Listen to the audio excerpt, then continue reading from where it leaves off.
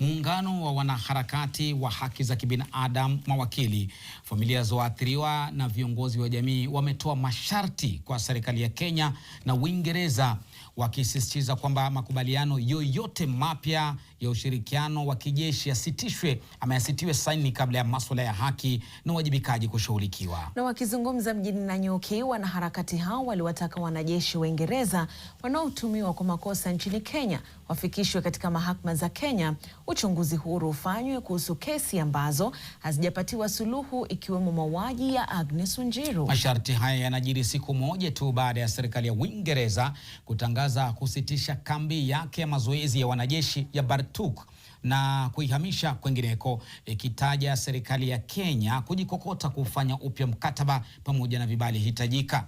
Ijapokuwa kusitishwa huko hakumaanishi kuondolewa kabisa kwa kambi hiyo, programu itakayoathirika ni ya Septemba na Disemba mwaka huu 2026. Wakazi walio karibu na kambi hiyo ya Batuk ya Laikipia wakitarajiwa kuathirika kiuchumi kutokana na shughuli hiyo kusitishwa.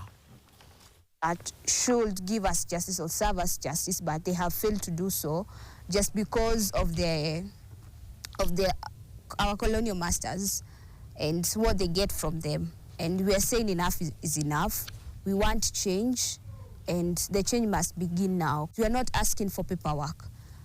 They have done a lot of paperwork. They have done inquiry, coming out with reports, but paperwork without action, it's not helping at this case. The British Army Training Unit in Kenya either withdraw from Kenya in full or accept and implement every demand set out above, completely, visibly, and at once.